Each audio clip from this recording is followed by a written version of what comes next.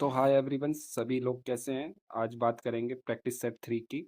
और ये जैसे कि हम लोग सीरीज चला रहे हैं आपका यूपीपी के लिए, और लगभग सभी कॉम्पिटिटिव एग्जाम के लिए है। 2025 के करंट अफेयर हैं इसमें, और आपके स्टैटिक जीके, जो कि आपके लिए बहुत इंपॉर्टेंट है, हर एक एग्जाम के लिए ज़रूरी है। तो आप अपनी नॉलेज को भी बढ़ा सकते हैं, सभी बच्चे इसको देख सकते हैं। ऐसा नहीं है कि पर्टिकुलर एग्जाम के लिए है, सभी लोग देख सकते हैं, सभी के लिए इंपॉर्टेंट है।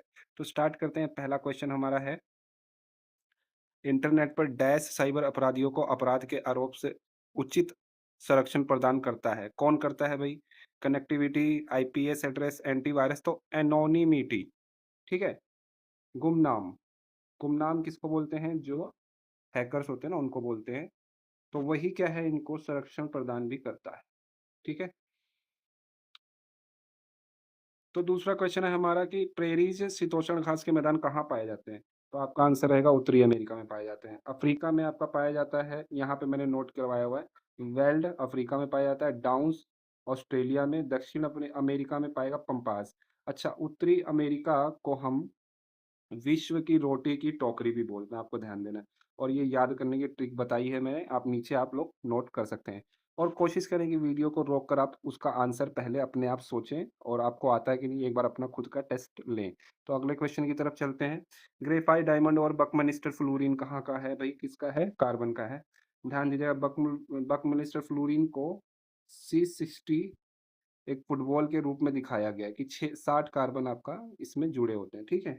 ये फुटबॉल की तरह होता है, तो आपको ध्यान देना है बकमिलिस्टर फ्लोरीन कैसा होता है। अगला क्वेश्चन देखते हैं, वित्त आयोग का गठन किसके द्वारा किया जाता है?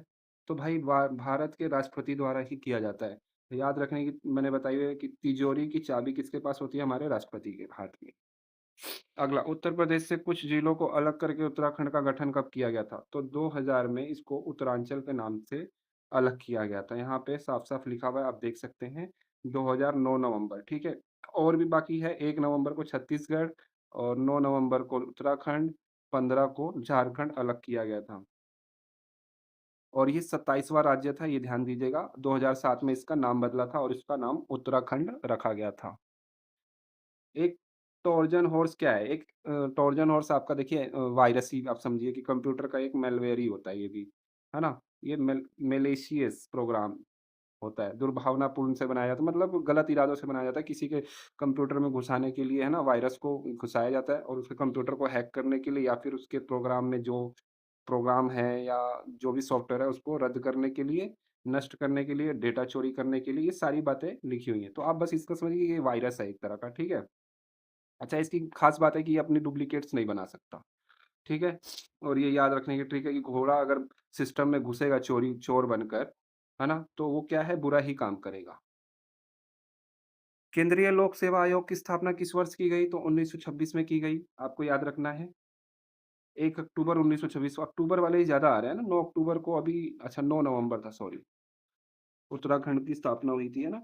तो 1 अक्टूबर को 1926 को ली कमीशन आयोग की सिफारिश पर। अगला क्वेश्चन देखते हैं। उत्तर प्रदेश में चित्रकारी की कला ने किस शासनकाल के दौरान अपना चरम स्थान हासिल किया था? चित्रकारी की कला में देखिए, सबसे अगर चित्रकारी की बात करें तो जहांगीर सबसे पहले आते हैं, क्योंकि इनके काल में ही चित्रकला को स्वर्ण युग, गोल्डन एज कहा जाता है। और जहांगीर खुद एक अच्छा आर्टिस्ट था, ठीक है? उसका दावा था कि वह किसी भी चित्र को देखकर उसके चित्र का नाम बता सकता है। मतलब आप समझिए कि ये बहुत इंटरेस्टेड था, और इसके ही काल में चित्रकला का गोल्डन एज था। अच्छा, आपको यहाँ पे याद रखने की तरीका भी है कि जहाँ में गिर जाए चित्रकला का चरम काल, ये कुछ अजीब सा है, आप याद कर लीजिएगा। अच्छा, अगला क्वेश्चन क्या है, एफवीसीआई का पूर्ण नाम क्या है? तो आपका आंसर रहेगा डी। यहाँ पे देखिए, फॉरेन वेंचर कैपिटल इन्वेस्टर। ये क्या है? वेंचर से याद रखना, एडवेंचर। तो एडवेंचर यहाँ पे मैंने याद करने का तरीका है कि शेयर मार्केट और बिजनेस में पैसा लगाने के लिए रिस्क का होना जरूरी है, एडवेंचर वेंचर का होना जरूरी है, तो V4 आप याद रखिएगा। अच्छा, इससे भी कि फुल फॉर्म याद रखिएगा, हिंदी में आप याद कर लीजिए, इंग्लिश में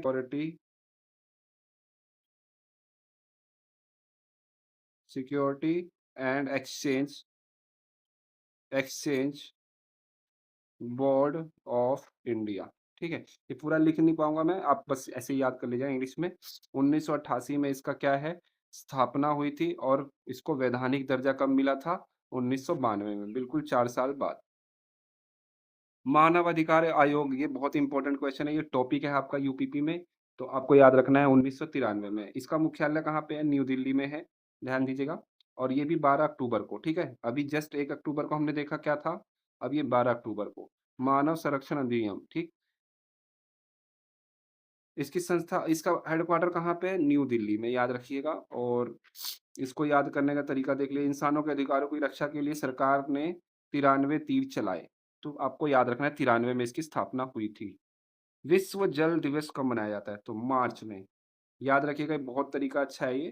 पहले जल आया, फिर उसके बाद पृथ्वी आई। तो दोनों ही 22-22 को मनाया जाता है, बट ये मार्च में एंड अप्रैल में। और 22 मई भी आता है, जैव विविधता दिवस भी मनाया जाता है। ठीक है? अच्छा मुझे बताइए 2 फरवरी को क्या मनाया जाता है? क्वेश्चन है, द डिवाइन कॉमेडी नामक पुस्तक के लेखक निम्नलिखित में से कौन है? तो दांते, याद रखिएगा, दांते, द डिवाइन कॉमेडी। ये नाम आपको कॉमेडी जैसा लग रहा है, बट इस पुस्तक में नरक और स्वर्ग के बारे में काल्पनिक वर्णन किया गया है, ठीक है? तो आपको याद रखना है, कॉमेडी सुनते ही लोग दांत दिखाने लगते हैं, इसको याद करने का तरीका। तो कॉमेडी नाम की बुक किसने लिखी है? दांते ने, ठीक है?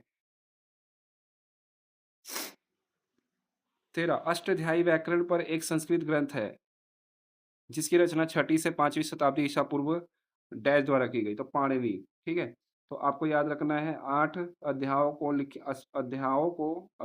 को लिखने के लिए पानी की तरह स्याही को बहाना पड़ता है।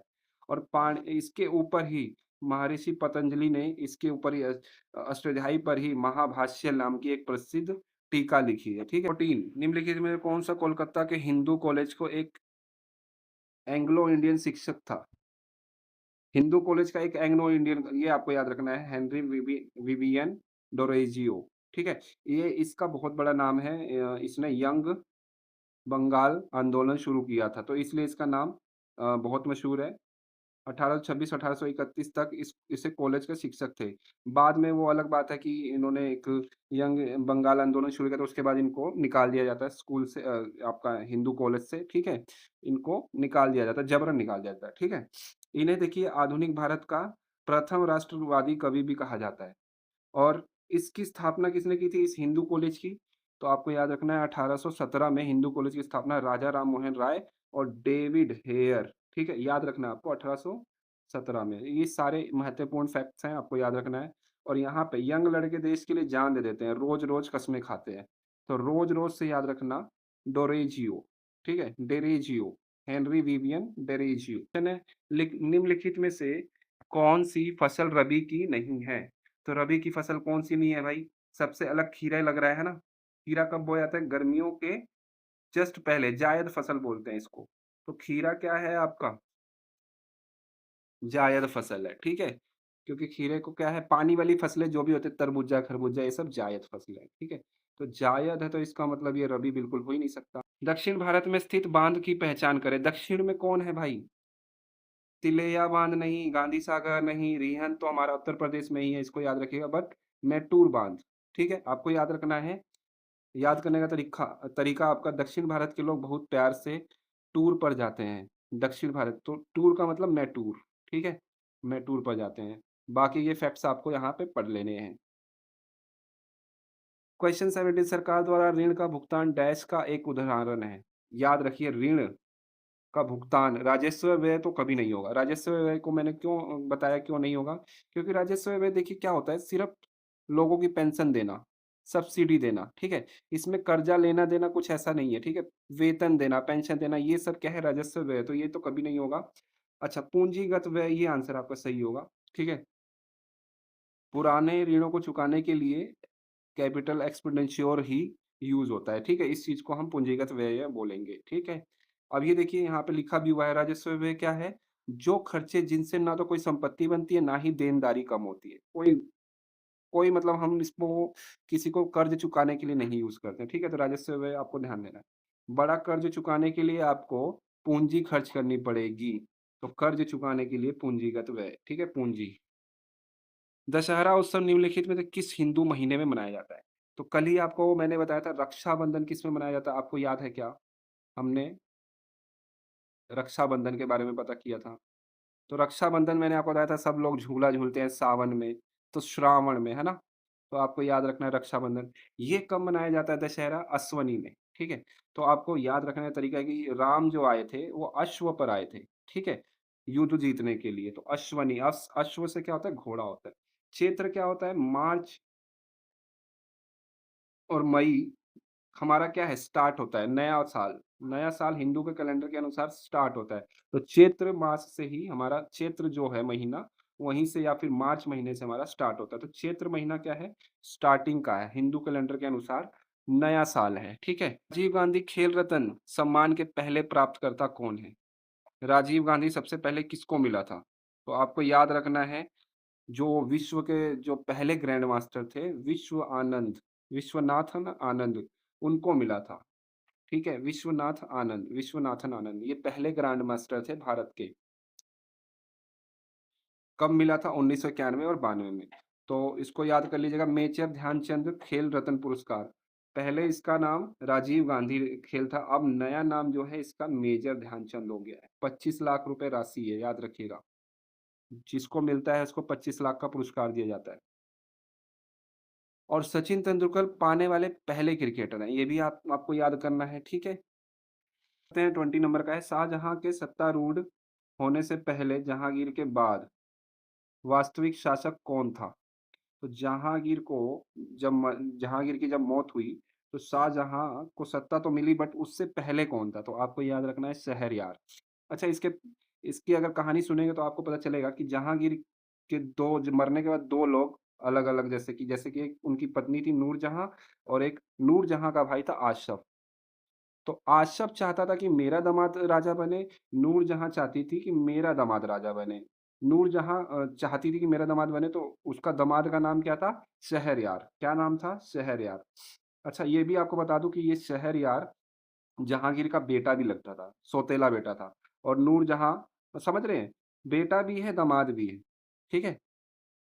ये थोड़ा-सा अजीब लगेगा सुनने में। तो शहरयार को किसने राजा घोषित कर दिया? नूरजहाँ ने। बट आसफ क्या चाहता था कि मेरा भी दामाद क्या बने? राजा बन जाए क्योंकि जहांगीर का असली वारिस वही है।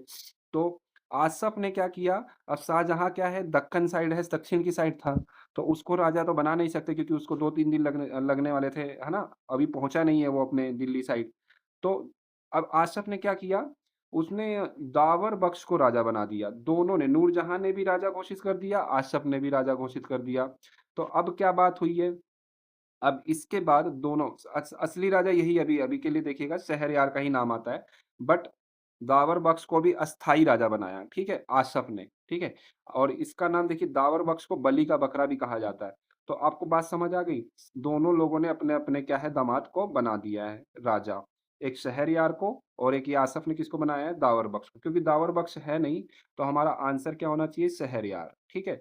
तो उसके बाद शाहजहाँ जो आता है, उसके बाद इन दोनों को मार के अपने राजा बनता है। तो आपको याद रखना है कि शहज़ादा शहरयार को ही अस्थाई राजा बनाया था और दावर बख्श को भी बनाया था, आपको ये भी याद रखना है और दावर बख्श को अस्थाई राजा बनाया गया था और दावर बख्श को क्या बोला जाता है? बलि का बकरा भी कहा जाता है। तो आपको समझना है यहाँ पे कि क्या है गद्दी खाली ना रहे, आसफ को चिंता थी कि गद्दी क्या है खाली ना रहे। तो जब तक गद्दी को भरने के लिए थोड़े समय के लिए दावर बख्श को क्या है राजा बना दिया जाए और दावर बख्श को ये ऐसे ही राजा नहीं बना देता है। उसके बाद जाके गिड़गिड़ाता है, उसको जेल में से रिहा करता है और कहता है कि आपके जहांगीर के मरने के बाद आप ही एक सबसे बली मतलब उनको मक्खन लगाता है दावर बख्श को। और दावर बख्श क्या है राजा बन जाते हैं, तब शाहजहाँ आता है, तो वो नूरजहाँ के दामाद को भी मार देता है और ये दावर बख्श को भी मार देता है और अपने राजा बन जाता है। तो इस प्रकार शाहजहाँ राजा बनता है। वर्ष 1904 में भारत में पहला सीमेंट प्लांट कहाँ पे स्थापित हुआ था? तो पहले याद रखिएगा इसको याद करना है सीमेंट लगाने के बाद उसे जमने के लिए चैन चाहिए, तो चेन्नई याद रखिएगा, ठीक है? हालाँकि ये ज़्यादा सक्सेसफुल नहीं हुआ, ठीक है? 1904 में जो आया था वो ज़्यादा सक्सेसफुल नहीं हुआ। तो दूसरा हमारा आता है गुजरात वाला जो कि वो ज़्यादा इससे बेटर होता है। तो 1914 में याद रखिएगा गुजरात वाला एक जो सीमेंट की फैक्ट्री थी वो ज़्यादा इससे सक्सेसफुल थी। बट पहला पूछा गया तो चेन्नई याद रखिएगा। अगला क्वेश्चन है आपका 22 वाला 16 जनपदों में महाजनपदों में सबसे महत्वपूर्ण कौन-सा था? तो आपको याद रखना है सबसे महत्वपूर्ण मगध था। क्यों था भाई? क्योंकि यह फाइनेंशियल कंडीशन है ना, लोहे की खदानें, उपजाऊ मैदान, हाथियों का जंगल होता था यहाँ पर। और इसका सबसे पहला राजा कौन-सा था? हर्यक वंश का जो था, आपको याद रखना है, हर्यक वंश का राजा जो बिंबिसार थे, वो थे बिंबिसार, है ना? फिर उसके बाद अजातशत्रु आए, उसका बेटा, जिन्होंने उसकी बिंबिसार की मार के हत्या करने के बाद अपने आप को बने। फिर चंद्रगुप्त मौर्य, अशोक मौर्य, है ना? इतने सारे लोग यहीं के राजा थे, ठीक है? उसके बाद अच्छा, इसकी राजधानी क्या है? राजगिरी। वो बाद में पाटलिपुत्र कर ली गई उज्जैन के हिसाब से। उज्जैन, जो राजा उज्जैन करके आए थे, उन्होंने उस पाटलिपुत्र में स्थानांतरित कर दी थी इसको ना, राजगिरी से पाटलिपुत्र बना लिया था। आपको याद रखना है, इसका आंसर मगध है। जिसके पास सबसे ज़्यादा गध, हाथी होंगे, लोहा होगा, वह सबसे ये याद करने की ट्रिक है। क्वेश्चन 23, भारत के संविधान का भाग डैश संसद के संगठन, संरचना, अवधि, अधिकारियों, प्रक्रियाओं और विशेष अधिकारों, शक्तियों आदि से संबंधित है। तो कौन है भाई? आपका 5 है। अच्छा, 2 बार आ चुका है, अच्छा त्रुटि लिखा भी हुआ है। तो 2 बार ये आ चुका है, तो आपका आंसर याद रखना है भाग 5। और ये पूरा का पूरा अगर आप इस आर्टिकल को देखेंगे तो 52 से लेके 151 तक सबसे बड़ा भाग यही है। तो आपको याद रखना है 5 साल का कार्यकाल, सारी व्यवस्था भाग 5 में है। जो भी संसद के जो लोग हैं, 5 साल की उम्र होती है उनकी, जो भी उनका कार्यकाल होता है, तो याद रखिएगा 5, भाग 5 से 5 साल याद रखिएगा आप लोग। अगला क्वेश्चन है, जीएसटी परिषद का सचिवालय, एकदम इजी, नई दिल्ली, ठीक है। अच्छा, याद रखिएगा सबसे पहले कहाँ लागू हुआ था जीएसटी, किसने एक्सेप्ट किया था? असम ने। और सबसे लास्ट में जम्मू कश्मीर में, ठीक है। इसकी डेट याद रखिएगा 1 जुलाई 2017। प्रिज्म के माध्यम से पारित होने पर कौन सा रंग का प्रकाश सबसे अधिक विचलन दिखता है? तो आपको याद रखना है विब ग्योर। तो याद रखिए कि सबसे ज़्यादा जो मुड़ेगा वो ये वाला, फिर उसके बाद कम जो मुड़ेगा, सबसे ज़्यादा ये मुड़ेगा, फिर ये उससे उससे कम मुड़ेगा, और उससे कम मुड़ेगा ये, फिर ग्रे, उससे और ग्रीन, उससे और कम मुड़ेगा, येलो उससे और कम मुड़ेगा, ऑरेंज उससे और कम मुड़ेगा, और रेड सबसे कम मुड़ेगा। तो सबसे कम जो मुड़ता है वो रेड होता है, और सबसे ज़्यादा जो विचलित होता है या फिर मुड़ता है वो वॉयलेट होता है। तो यहाँ पे लिखा भी हुआ है डेविएशन मतलब मुड़ना। तो सबसे ज़्यादा डेविएशन किसका है भाई? वॉयलेट कलर का है। ये याद करने का तरीका है। अगला क्वेश्चन है 26, अरबी मूल ग्रंथ किताब उल हिंद किसके द्वारा लिखी गई? तो आपको याद रखना है अल बुरूनी। अल बुरूनी, इसको याद रखिएगा। हिंदी हिंद की किताब को बड़ी शिद्दत से लिखा है, बड़ी का मतलब बरूनी से याद रखिएगा, अल बरूनी, ठीक है। अच्छा, अल बरूनी कहाँ के थे? मोरक्को के थे, ये भी याद रखिएगा। 7 है, याद रखिएगा। संसदों द्वारा गांवों को गोद लेने के मुद्दे के संबंध में सैजी नाम की एक योजना प्रारंभ की गई। सैजी में ए का क्या मतलब है? तो आपको याद रखना है, सैजी का पूरा नाम सांसद आदर्श ग्राम योजना है। तो ए फॉर आदर्श, आदर्श आपका आंसर सही है। और भी बातें हैं, जयप्रकाश नारायण को टोटल रेवोल्यूशन का नया नारा देने के लिए जाना जाता है। इनको 1999 में मरणोपरांत भारत रत्न मिला था। ये वही जेपी हैं जिन्होंने कांग्रेस के खिलाफ क्रांति करी थी, ठीक है?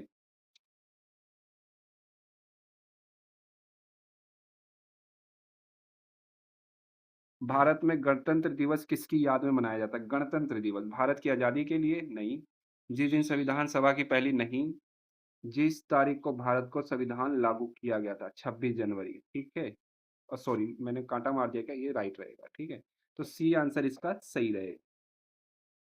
और अच्छा, हमने पूरा कंप्लीट कब कर लिया था? याद रखिएगा 26 नवंबर को हमने अपना संविधान कंप्लीट कर लिया था, बट हमने उसको लागू नहीं किया था। लागू कब किया गया था? 26 जनवरी को। और इसी दिन क्या मनाते हैं उसको? गणतंत्र दिवस के रूप। ऐसा क्यों किया गया था? आपसे कोई पूछे तो आप याद रखिएगा 26 जनवरी के दिन ही 1928 या 1930 में जो जवाहरलाल नेहरू थे, उन सबने मिल के इस दिन को ही चुना था कि इस दिन हम तिरंगा लहराएँगे। तो अब देखिए यहाँ इस दिन तो सभी लोगों ने बन गया, तो उसको लागू नहीं किया। क्यों? क्योंकि वो इस डेट को, जिस दिन तिरंगा लहराया गया था या क्रांति की गई थी कि आज़ादी के लिए सबसे पहले हम यहीं पे तिरंगा लहराएँगे इसी तारीख को। तो इस तारीख को वो उसकी वैल्यू बढ़ाना चाहते थे कि ये वैल्यू खत्म ना हो जाए 26 जनवरी, ठीक है? तो 26 जनवरी को ही हम इस संविधान को लागू करेंगे। तो इस करके 26 जनवरी को इन्होंने बनाया। निम्नलिखित में से किस पौधे को विशेष सहारे का उपयोग होता है? किससे सहारे के उपयोग होता है? नींबू का पौधा अपने आप आ जाता है। सूरजमुखी को भी नहीं। कद्दू के, ठीक है? कद्दू के। कद्दू के पौधे को क्या है चढ़ने की जरूरत, क्लाइंबर बोल लो या फैलना है ना, उसको सहारा चाहिए, ठीक है, चढ़ने के लिए। अच्छा याद रखना, जो जमीन में फैलते हैं उनको क्रीपर्स बोला जाता है, ठीक है। और जो चढ़ने वाले होते हैं जिनको जरूरत होती है, जिनको किसी सहारे की, तो उन्हें क्लाइंबर बोला जाता है। तो कद्दू का पौधा क्या है, क्लाइंबर है। क्लाइंबर जो चढ़ने वाले होते हैं, ठीक है। विश्व रक्तदान दिवस को पूरी दुनिया में डैश को मनाया जाता है, कब मनाया जाता है भाई विश्व रक्तदान दिवस? तो आपको याद रखना है 14 जून को। बोर्ड का पहला अध्यक्ष किसे बनाया गया है? तो पल्ले गंगा रेड्डी को बनाया गया। क्वेश्चन देख लेते हैं, राष्ट्रीय हल्दी बोर्ड का पहला अध्यक्ष, अच्छा तो पहला है तो ध्यान देने की जरूरत है।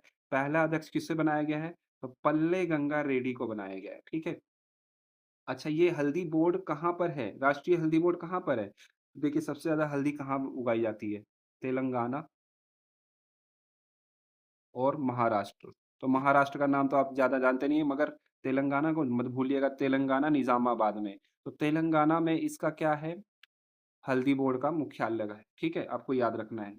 और इसका रंग देखिए, करक्यूमिन करके एक नमक या रसायन केमिकल होता है, उसके कारण उसका पीला रंग होता है। और हल्दी क्या है? एक स्टेम है, ना कि कोई रूट है। याद रखिएगा, यह एक तना है। हल्दी क्या है? तना है। और ये एंटीऑक्सीडेंट होता है, एंटी इन्फ्लेमेटरी होता है, ठीक है? हाल ही में किस राज्य की शिकारी देवी वन्यजीव अभयारण्य के पास आसपास के क्षेत्रों को पर्यावरण के प्रति संवेदनशील क्षेत्र के रूप में नामित किया गया है? उत्तराखंड, राजस्थान, हिमाचल प्रदेश, मध्य प्रदेश। तो आपको याद रखना है हिमाचल प्रदेश। प्रोटेक्शन एक्ट कब से चालू हुआ था? आपको याद रखना है 1986 में, आपके लिए इंपॉर्टेंट है। 33 क्वेश्चन है आपका, हाल ही में भारत का सफेद बाघ प्रजनन केंद्र, देखिए बाघों के नाम से किसको जाना जाता है? बाघ स्टेट किसको बोलाता है? तो मध्य प्रदेश को, ध्यान दीजिएगा। सोयाबीन स्टेट भी मध्य प्रदेश को बोला था, बट सोयाबीन फेस्टिवल कहाँ मनाया जाता है मुझे बताइएगा? फेस्टिवल, सोया फेस्टिवल, सोया फेस्टिवल। तो नागालैंड में होता है क्या, आप बताइएगा मुझे। अच्छा, कूनो नेशनल पार्क भी यहीं पे, और यहाँ पर जानते हैं आप नामीबिया से चीते लाए गए थे, है ना? वो भी मध्य प्रदेश में, ये कूनो नेशनल पार्क भी, ठीक है। और सबसे ज्यादा नेशनल पार्क एमपी में ही है, ध्यान दीजिएगा। पर क्वेश्चन है, हाल ही में डोगरी भाषा के लिए 2024 में साहित्य अकादमी पुरस्कार किसे प्रदान किया गया? तो देखिए 24 भाषाओं में मिलता है साहित्य अकादमी पुरस्कार। तो डोगरी के लिए कौन से किसको मिला है? तो चमन अरोड़ा, याद रखिएगा। एक और अश्वत्थामा, ठीक है, एक और अश्वत्थामा कुछ ऐसे करके है, उसके लिए मिला है। और हिंदी के लिए देखिए सबसे पहला जो मिला था साहित्य पुरस्कार, ये भी याद रखना, हिंदी के लिए हिम तरंगिणी, ठीक है। और ये कब शुरू हुआ था भाई साहब? 1954 में।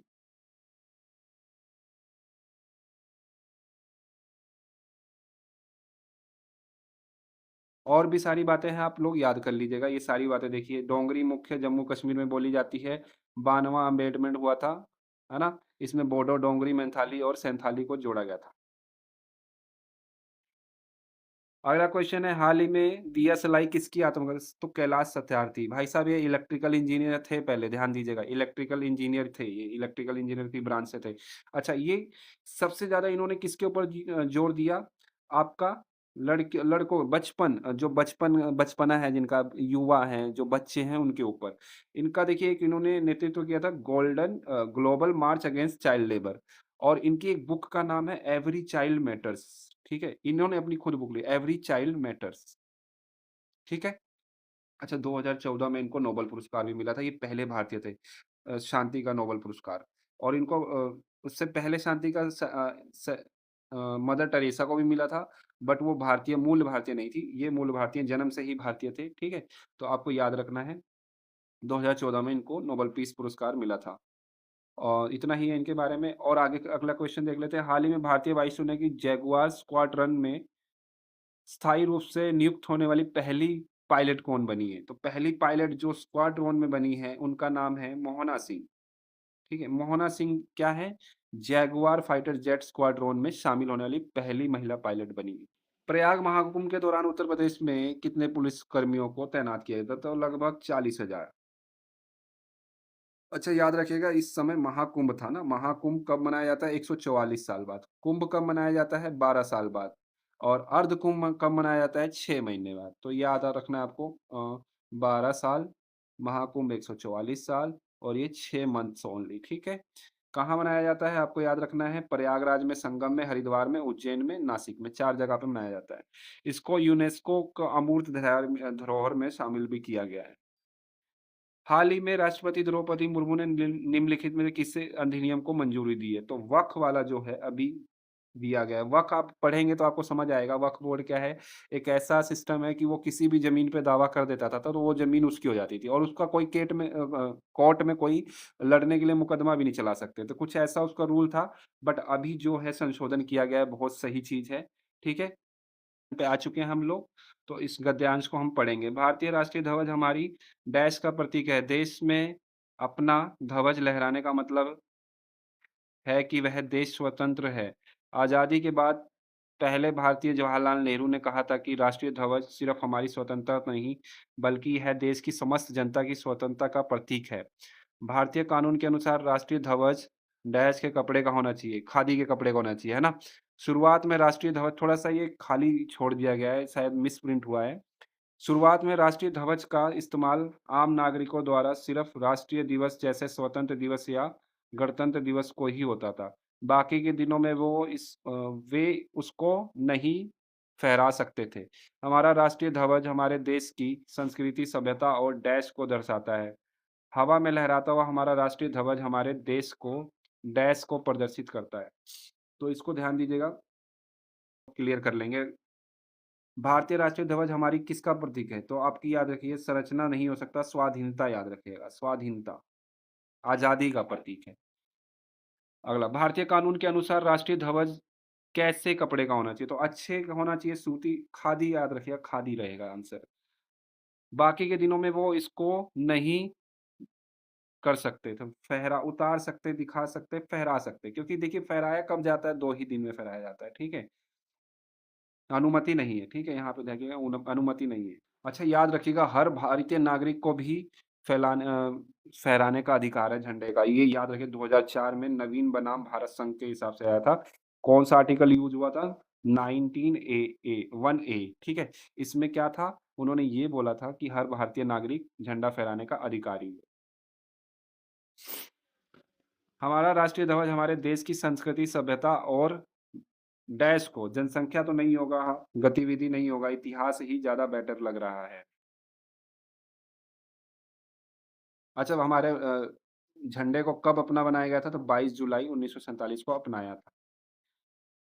अच्छा, ये क्वेश्चन हमने फिर से पढ़ लिया। भारतीय राष्ट्रीय ध्वज को पिंगली वेंकैया ने डिज़ाइन किया था, आपको याद है? 1931 में उन्होंने चरखा भी लगाया था इसमें।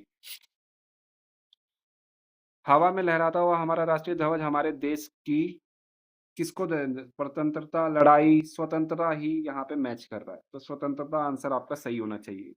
हालाँकि वो आर्टिकल थोड़ा-सा मिस हो गया, वहाँ पे ये शब्द नहीं थे, बट यहाँ पे देखने में पता चल जा रहा है। अच्छा, कितनी अशोक तिलिया कितनी होती है? 24 तिलियाँ होती हैं, आपको ध्यान देना है। पारतंत्र क्या है? पारतंत्रता स्वतंत्रता का उल्टा होता है, ध्यान दीजिएगा। निम्न में से कौन-सा शब्द रात्रि का पर्यायवाची है? रात्रि का पर्यायवाची, तो रवि का मतलब तो सूरज होता है, निशा, निशा आपका आंसर सही रहेगा, ठीक है? अगला, अनल का पर्यायवाची क्या है? अनल का मतलब होता है अग्नि, अनिल, नलकूप, धूमिल। तो अग्नि इसका मतलब अग्नि होता है, अनिल का मतलब तो होता है भाई हवा, ठीक है? याद रखिएगा, बहुत कन्फ्यूज़न वाला है। मीराबाई किसकी शिष्य थी? तो रैदास जी की थी। वह गाड़ी के पास सो रहा है, अनिश्चयवाचक सर्वनाम का प्रयोग कर इस वाक्य को पूर्ण लिखिए। वह गाड़ी के पास सो रहा है, तो अनिश्चयवाचक तो कोई हो जाएगा, ठीक है? कोई गाड़ी के पास सो रहा है। सावधानी में कौन-सा प्रत्यय है? प्रत्यय का मतलब पीछे, तो सावधान मूल है शब्द आपका और ई उसमें प्रत्यय है, ठीक है? व्यष्टि का विलोम शब्द क्या है? व्यष्टि मीन्स क्या होता है? व्यक्तिगत, और तो व्यक्तिगत का मतलब पर्सनल हो गया। अब उसका उल्टा क्या होना चाहिए? तो समष्टि याद रखिएगा, समष्टि। व्यष्टि का विलोम समष्टि, जो कि सामूहिक हो जाता है। निम्नलिखित में से विशेषण शब्द का उदाहरण, विशेषण मतलब कोई कारण होता है ना? तो समाज, भारत, धन, ये सब क्या है? जात, ये तो भारत क्या है आपका? पर्सनल संज्ञा हो गई। समाज को भी आप क्या है सामूहिक संज्ञा बोल सकते हैं, जातिवाचक, है ना? बट भारतीय क्या है? भारतीय आदमी, है ना? विशेषण, कोई विशेषण कब लगता है? किसी संज्ञा के पहले, तो भारतीय आदमी, तो आदमी क्या है? कोई संज्ञा है, तो भारतीय आंसर इसका सही रहेगा। तो जो भूमि उपजाऊ होती है, उसके लिए हम क्या बोलेंगे? तो उर्वरा बोलेंगे। बंजर तो एकदम जो उपजाऊ ना हो, ठीक है? बंजर जो होता है उसको उपजाऊ नहीं बोल सकते। बंजर तो एकदम खत्म मिट्टी होती है, तो उर्वरा बोल सकते हैं उसको। ये एक्स्ट्रा नॉलेज है, उर्वरा का विलोम ऊसर होता है, ये भी अच्छी बात है, आपको याद हो गया। कल्लड़ या ऊसर भी कह सकते हैं। तो अगला 52 क्वेश्चन आपका क्या कह रहा है कि तैर कर जो इच्छा रखता है, तैरने की इच्छा जो रखता है, उसको क्या बोलते हैं? Option number B, तितीर्षु।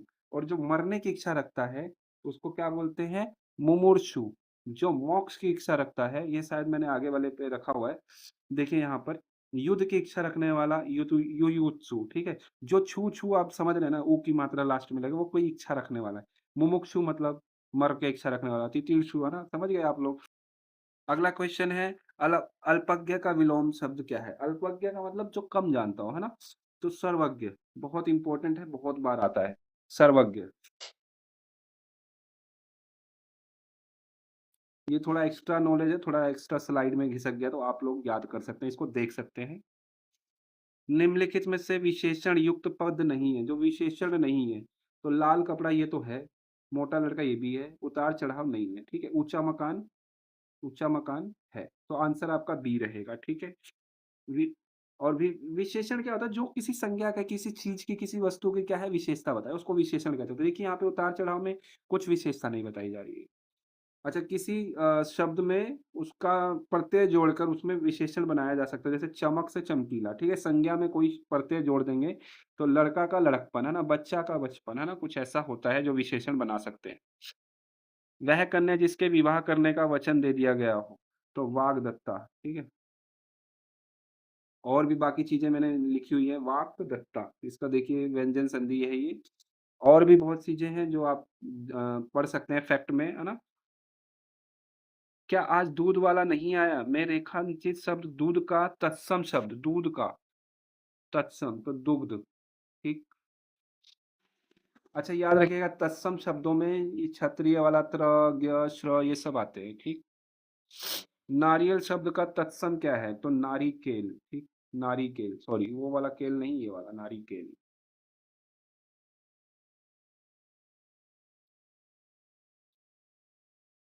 चरण कमल बंदो हरि राई में कौन सा अलंकार है? चरण कमल बंदो हरि राई।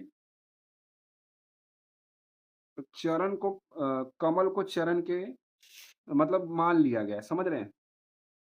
चरण को कमल जैसा मान चुके हैं। कल ही बात हुई थी हमारी, जब हम किसी चीज को एकदम मान लें, चरण को हमने क्या मान लिया है? कमल जैसा मान लिया, बराबर का निशान आ चुका है, तो उसको कहते हैं रूपक, ठीक है? जब हम के जैसा बोले तो उपमा, जब संभावना हो तो उत्प्रेक्षा, ठीक है? स्थानवाचक अव्यय शब्द से वाक्य पूर्ण करें। रामू डैश नहीं आया है, रामू ऊपर नहीं आया है, रामू यहाँ नहीं आया है, रामू निकट नहीं आया है, रामू पहले नहीं आया है। तो रामू ऊपर नहीं आया है, पहले नहीं आया है, ये भी नहीं है ना? है हो रखा है। रामू निकट नहीं आया है, सबसे बेस्ट यही है, आया है, ठीक है?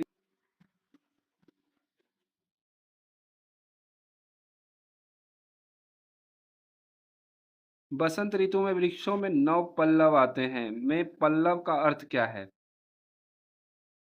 पल्लव का अर्थ मतलब ये आपके पत्ते होते हैं भाई साहब, आप समझ सकते हैं। वसंत ऋतु में वृक्षों में क्या आते हैं? पल्लव मीन्स पत्ते, डालियां तो आएंगी नहीं। पल्लव शब्द का देखिए और पर्यायवाची पात, पत्ता, दल, किसलय, पर्ण, ठीक है? आपको याद रखना है। ये पल्लव के नाम से देखिए 1928 में एक प्रसिद्ध काव्य भी है जो कि सुमित्रा नंदन पंत ने लिखी है। अच्छा, सुमित्रा नंदन पंत को 78 में, 1968 में सॉरी, हिंदी का पहला ज्ञानपीठ मिला था। अरे जरा धीरे तो आ, इसमें ये वाला साइन, कल भी बात हुई थी, विस्मय आदि बोधक। तो हमारा 62 नंबर का क्वेश्चन है, ये देखिए क्या कह रहा है, ये मेरे को लग रहा है थोड़ा सा गलत है। आधा है, चोरी चोरी मरी सब बाधा हरो। तो यहाँ पे आपको जब आप लास्ट में पढ़ेंगे तो आपको हरिद्युति करके दिखेगा। तो हरिद्युति जब भी दिखे आपको, कभी भी ऐसा शब्द दिखे, श्याम दिखे, तो आपको श्लेष अलंकार उसको बोल देना है। क्योंकि इन सब के क्या है, एक से ज़्यादा अर्थ निकलते हैं। तो श्लेष का शाब्दिक अर्थ भी ध्यान दीजिएगा। श्लेष का शाब्दिक अर्थ आपका चिपका हुआ होता है, चिपका हुआ होता है। जैसे कि फॉर एग्जांपल रहीमन पानी रखिए, बिन पानी सब सून। तो पानी के यहाँ पे बहुत सारे अर्थ निकलते हैं, ठीक है। श्लेष अलंकार आपको याद रखना है यहाँ पे। रूपक अलंकार आपको मैंने बता दिया, है ना। चरण कमल, बिल्कुल चरण क्या है, बिल्कुल कमल जैसे हैं, ठीक है। तो रूपक हो जाएगा, ठीक। अगला क्वेश्चन देख लेते हैं। अच्छा, ये थोड़ा सा एक्स्ट्रा है। महान कवि बिहारी लाल की रचना से लिया गया है ये, मंगल चरण से, ठीक है। उसका दोहा, रस का सम्राट किस कवि को कहा जाता है? तो सूरदास को कहा जाता है, ये याद रखिएगा। रामचंद्र बोलते हैं कि ये वात्सल्य रस का कोना कोना झांका है, ठीक है। तो ये वात्सल्य रस, इन्होंने कृष्ण के बाल रूप का एक अनूठा एकदम वर्णन किया हुआ है, ठीक है। तो इसको ध्यान दीजिएगा, सूरदास। अगला क्वेश्चन आपका याद रहे, सरोज का संधि विच्छेद होगा। सरोज देखिए, यहाँ पे ओ की मात्रा आ रही तो कंफ्यूज मत होइएगा कि भाई ये तो गुण संधि हो गई, है ना। कि क्योंकि ओ और ए उसमें ही आता है। बट यहाँ ध्यान दीजिएगा, ओ बनेगा कैसे। ओ जब गुण संधि की बात कर रहा हूँ, अ और ऊ के साथ बनता है। तो जरा इसको बनाइए, सर बनेगा और ऊज बनेगा, है ना, यही बनेगा ना। अगर सरोज बनाना है गुण संधि के द्वारा तो सर प्लस ऊज बनेगा, है ना। बड़ी यू की मात्रा कर लेते हैं। तो सर और ऊज, सर तो ठीक है, बट ऊज कोई वर्ड दिख रहा है आपको, कोई सार्थक शब्द दिख रहा है ये? तो नहीं, तो इस हिसाब से तो नहीं बना सकते। ना ही यहाँ पे वैसा कुछ है, यहाँ पे ऑप्शन में भी नहीं है। तो गुण संधि तो बिल्कुल नहीं है। तो गुण संधि नहीं है तो इसका मतलब ये कुछ और संधि होगी। तो एक और संधि आता है जिसके अंदर ओ की मात्रा आती है, जिसको हम क्या कहते हैं, विसर्ग संधि। तो विसर्ग संधि में सर है प्लस जय, ठीक है। ये वाला बिल्कुल सही होगा, ठीक है। बाकी सब तो ऑप्शन है ही नहीं होगा, और आपको मैंने बिल्कुल अच्छे से यहाँ पे बताया हुआ है कि कौन क्या किस में हो जाता है। ऐसे ही देखिए, मनोज भी बन जाता है ना। सरसी, तालाब में जन्म लेने वाला, यानी कमल। सरोज का मतलब कमल होता है, याद रखिए। जो भी, मनोज का मतलब मन में जन्म लेने वाला, सरोज का मतलब जो तालाब में जन्म लेता है, तो वो भी कमल का पर्यायवाची है। अल्प विराम का चिन्ह क्या है? कॉमा को ही अल्प विराम बोलते हैं। वधु का बहुवचन क्या होता है? वधु को देखिए, बड़े ऊ की मात्रा से छोटे ऊ की मात्रा ब बना दिया मैंने इसको। व छोटा हो जाएगा, ठीक है। छोटा होने के बाद यहाँ पे चंद्र बिंदु आ जाता है ए के ऊपर। तो आपको ये ध्यान देना है, वधुएं, ठीक है। इसी नियम से आप बहु का बहुए बना सकते हैं, वस्तु का वस्तुएं बना सकते हैं। अच्छा, तो उसमें याद रखिएगा, वधु में बड़ी ऊ की मात्रा थी, बट इसमें सब में छोटी ऊ की मात्रा है। हमेशा देखिए, बहुवचन में छोटी ऊ की मात्रा ही लगेगी, आपको ये ध्यान देना है। अगला क्वेश्चन है, वर्तनी की दृष्टि से निम्नलिखित में से शुद्ध रूप कौन सा है? तो शुद्ध रूप कौन सा है? मनोयोग होता है, ये नहीं है। युधिष्ठिर, युधिष्ठिर बहुत फेवरेट क्वेश्चन होता है भाई कंपटीशन वाले का। तो इसको देखिए कैसे बनता है, ये मैंने रटा हुआ है इसको। युधिष्ठिर, आधा स और फिर ठ के ऊपर भी छोटे की मात्रा, युधिष्ठिर। पुरस्कार कभी नहीं होगा, पुरस्कार होता है, ठीक है। तो ऑप्शन नंबर आपका डी जो है ऑप्शन, वो सही रहेगा। अगला क्वेश्चन, वह बहुत ईर्ष्यालु, ईर्ष्यालु औरत है। ईर्ष्यालु, तो ऑप्शन ए में वह बहुत ईर्ष्यालु औरत है, ऐसा नहीं है। वह बहुत ईर्ष्यालु औरत है, ये वाला सही है, क्योंकि छोटी ई की मात्रा नहीं, बड़ी ई की मात्रा होती है। डी में देखिए, वह बहुत ईर्ष्यालु, ईर्ष्यालु, ठीक है। तो ये श वाला जो आधा श जो है वो नहीं आएगा, शलजम वाला। वह बहुत ईर्ष्यालु औरत है, ये भी नहीं होगा, ठीक है। वह रूप इसका देखिए, ईर्ष्या का ईर्खा या फिर ईर्खा बोला जाता है। और दया प्लस आलू, ये तो हमने कल ही किया था, आपको याद भी होना चाहिए। इसके अंदर आलू प्रत्यय जोड़ने पर ईर्ष्यालु हो जाता है। निम्नलिखित में से कौन सा संबोधन कारक चिन्ह है? संबोधन तो हे करके भी होता है, रे करके भी होता है। ऑप्शन क्या है? ए है। तो दोनों आप कर सकते हैं, ए सी। थोड़ा सा मिस प्रिंट है, थोड़ा सा इसको माफी चाहूंगा आप लोगों से, ठीक है। थोड़ा थोड़ा कहीं कहीं मिस प्रिंट हो जा रहा है, तो उसके लिए आप एडजस्ट कर सकते हैं।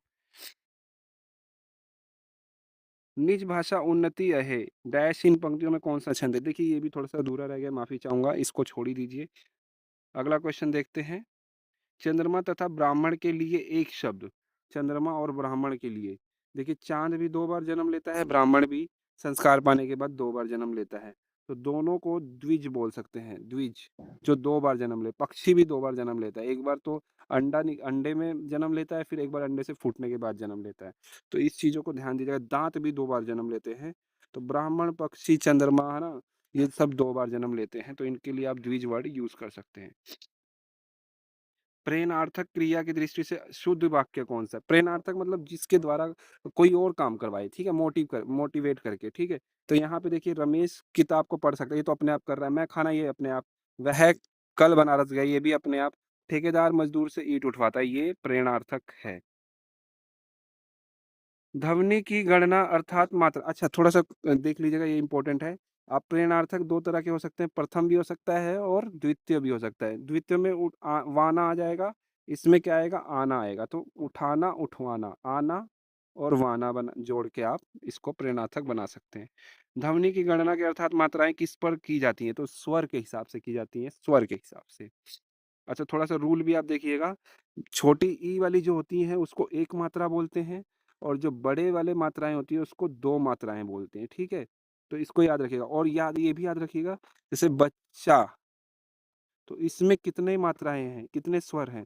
तो ये आधा च जो है, इसको 1 करके पूरा 2 दे देगा, ठीक है? ब में 1 था बट ये आधा वाला उसको जाके अब ब को 2 कर देगा, गुरु बना देता है, ठीक है? तो यहाँ पे वही लिखा है, यदि किसी आधे व्यंजन के ठीक पहले कोई लघु स्वर हो, तो वह आधा व्यंजन अपने पहले स्वर को गुरु बना देता है। तो ये च को आप ना जोड़ के यहाँ पे ब को 1 की जगह 2 लिख सकते हैं, ठीक है? तो 2 हो जाएगा और 2 ही हो जाएगा। तो इसमें कितने स्वर आए भाई? 4 आए, तो इसको ध्यान दीजिएगा। हिंदी की आदि जननी क्या है? संस्कृत है, ठीक है? संस्कृत से पाली, ये मैंने आपको अच्छे से लिखवाया है, ये देख लीजिएगा। रोक के आप देख सकते हैं। संस्कृत, फिर पाली, फिर प्राकृत, फिर अपभ्रंश, फिर अपवाहट अवहट, फिर हिंदी आई, ठीक? शुद्धवर्तनी का चयन कीजिए। मृत्युंजय, मृत्युन मृत्युंजय, ठीक है? तो ये भी नहीं होगा।